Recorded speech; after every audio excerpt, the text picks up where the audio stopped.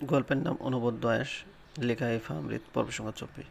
ধীরে ধীরে রাত গভীর হতে গভীরতর হচ্ছে। রাস্তাঘাট জনশূন্য হয়ে পড়ছে, শীতলতা ক্রমশ বাড়ছে। ঘড়ি কাঁটা টিকটিক করতে করতে 4টার ঘরে পৌঁছেছে। থেমে যায়নি, সে নিজের মতো চলছে। চায়ের দোকান বন্ধ করে চলে গেছে। ফজরে আজান পড়েছে। আমি এদিক ওদিক তাকাচ্ছি, রোদিকে দেখা নেই। আমাকে একা রেখে কোথায় গেছে সে? এই শহরটা আমার শহর হলেও তেমন চেনা নেই। কখনো এদিকটায় এসেছি বলেও মনে পড়ছে না। আমার চোখের অশ্রু গড়ালো। চায়ের কাপ দুটো ঠান্ডা হয়ে গেছে নির্ঘাত। ফোন সঙ্গে আনি নিজে, রোদিকে ফোন করব। মাথা ব্যথাটা চারা দিয়ে উঠছে ক্রমশ। টাকা নেই সাথে।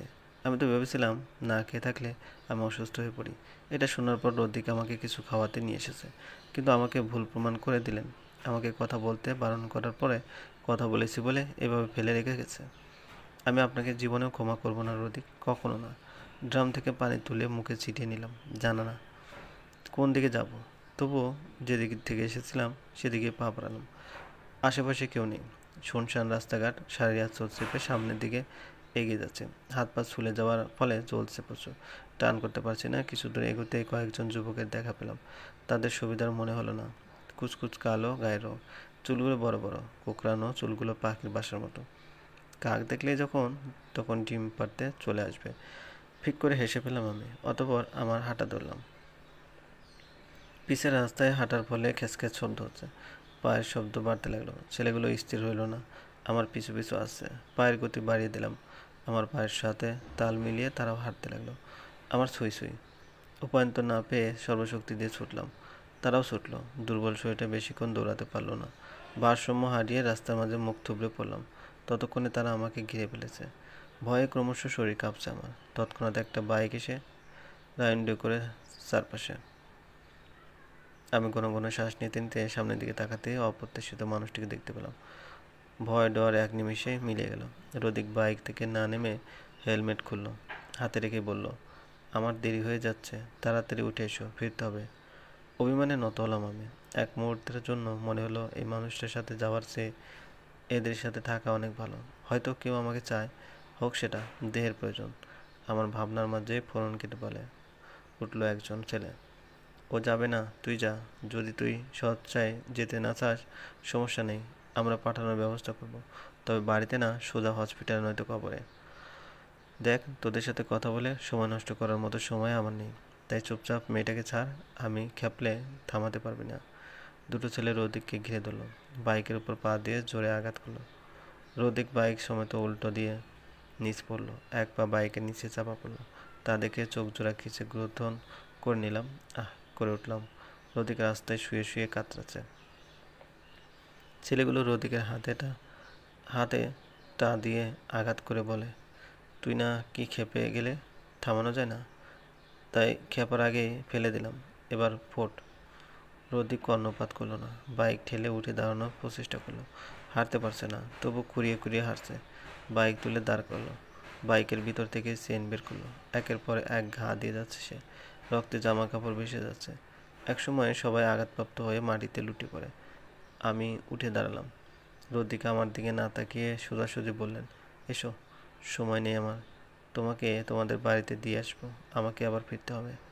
আমি অবিশ্বাস্য দৃষ্টিতে তাকিয়ে রইলাম। তিনি আমাকে আমাদের বাড়িতে রেখে আসবেন, তার জন্য নিতে এসেছেন নাকি দায়মুক্ত হতে এসেছেন? আমি উল্টো পথে হাঁটা দিলাম। রদিক বাইক নিয়ে সামনে এসে পথ আটকে দাঁড়ালেন। গম্ভীর কণ্ঠে বললেন, উঠবে না কি উঠবে না? না উঠলে সমস্যা নেই, এখানেই ফেলে চলে যাব। এরা নিজেদের প্রয়োজন মেটাবে তোমাকে দিয়ে। অশ্রুসিক্ত হলো নয়, মানুষের প্রতি একটু সহানুভূতি নেই। আমি তার স্ত্রী, সেটা না হয় বাদ দিলাম। পরিচিত তো, কিভাবে তো তিনি এসব বলছেন? আমার চিন্তা আপনাকে করতে হবে না। আগে যখন চিন্তা করতে আসেননি, এখনও প্রয়োজন নেই। আমি ঠিক চলে যেতে পারবো।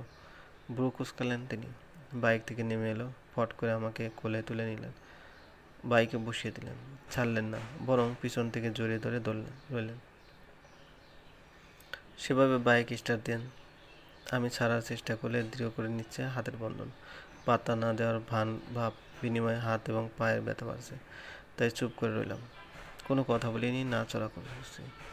আমাদের বাড়ির সামনে এনে গাড়ি দাঁড় করিয়ে চলে গেল, যেন রাজ্যের কাজ পড়ে আছে। একবার ভালো করে তাকায় অবধিনি আমি শূন্য পথের দিকে আশাহত দৃষ্টিতে চেয়ে রইলাম। এটাই কি আমার নিয়তি?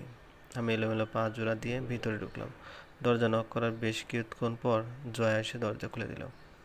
ঘুমু ঘুমু তার মুখ। আমাকে দেখে ভূত দেওয়ার মতো চিৎকার করে উঠল। এক দৌড়ে বাবার ঘরে। তৎক্ষণাৎ বাবা এসে হাজির হলো। আমাকে এই অবস্থায় দেখে বিচলিত হয়ে উঠল।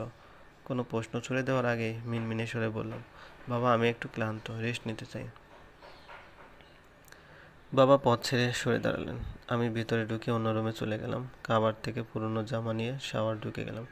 শরীরটা বড্ড ক্লান্ত ঠেকছে। মিনিট 10 পর রুমে ফিরে গা এলিয়ে দিলাম বেরিয়ে। তারপর কেটে গেছে 2 দিন।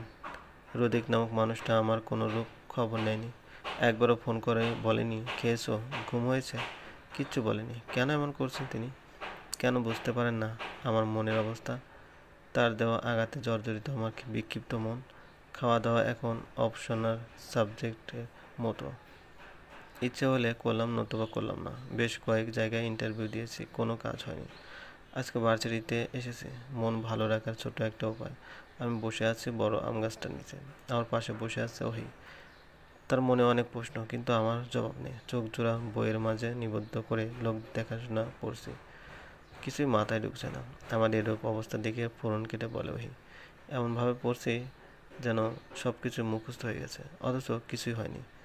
আমাকে দেখাতে হবে না। আমি জানি একটা শব্দ মুখস্থ হয়নি তোর।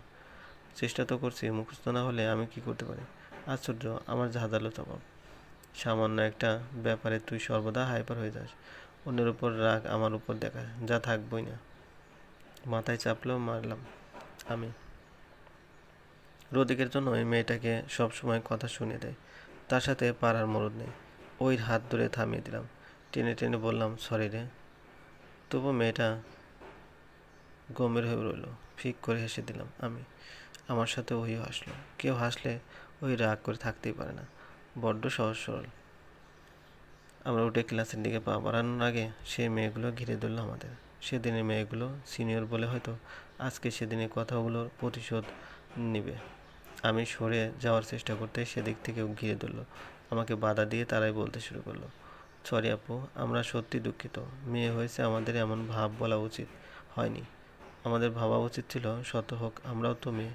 হ্যাঁ আপু, আমরা আপনাকে অনেক খুঁজেছি কিন্তু পাইনি। প্লিজ আমাদেরকে ক্ষমা করে দিন। আর কখনোই ভুল হবে না।